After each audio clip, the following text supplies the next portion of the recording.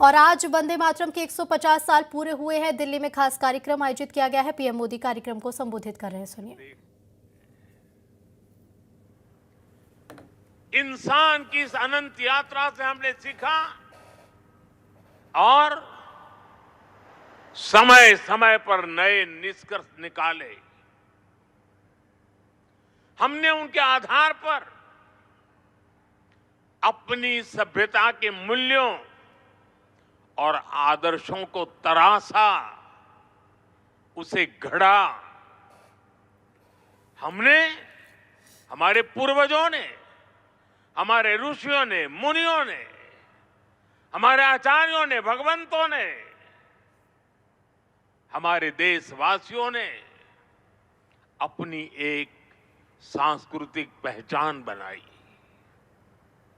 हमने ताकत और नैतिकता के संतुलन को बराबर समझा और तब जाकर भारत एक राष्ट्र के रूप में वो कुंदन बनकर उभरा जो अतीत की हर चोट सहता भी रहा और सहकर भी अमरत्व को प्राप्त कर गया। भाइयों बहनों, भारत की ये संकल्पना,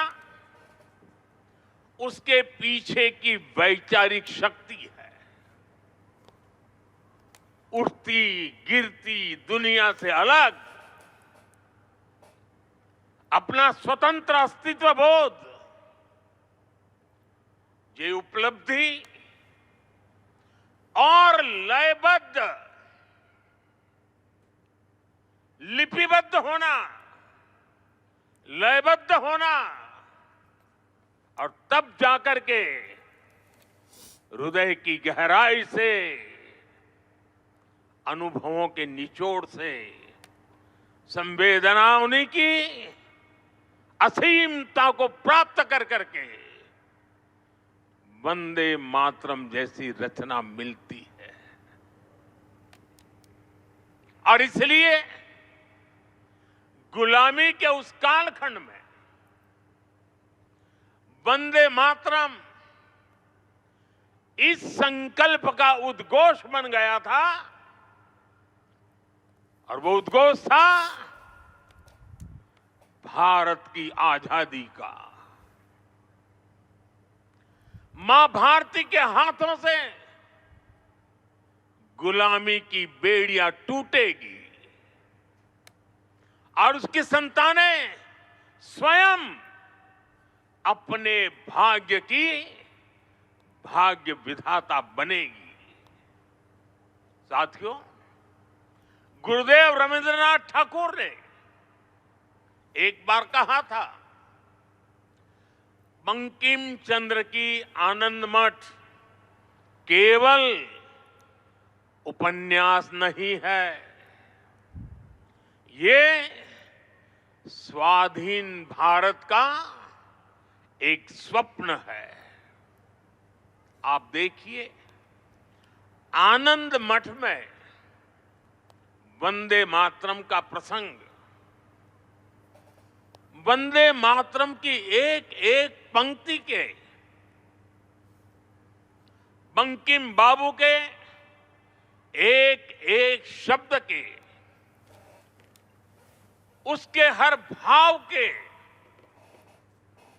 अपने गहरे निहितार्थ थे, निहितार्थ है। ये गीत गुलामी के कालखंड में रचना तो जरूर हो गई उस समय, लेकिन उसके शब्द कुछ वर्षों की गुलामी के साए में कभी भी कैद नहीं रहे। वो गुलामी की स्मृतियों से आजाद रहे।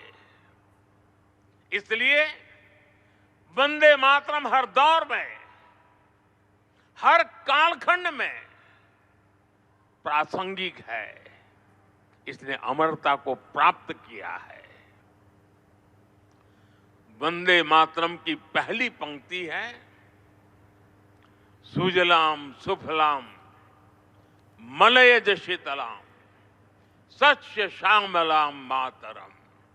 अर्थात प्रकृति के दिव्य वरदान से सुशोभित हमारी सुजलाम सुफलाम मातृभूमि को नमन। साथियों, यही तो भारत की हजारों साल पुरानी पहचान रही है। यहां की नदियां, यहां के पहाड़, यहां के वन वृक्ष और यहां की उपजाऊ मिट्टी, ये धरती हमेशा सोना उगलने की ताकत रखती है।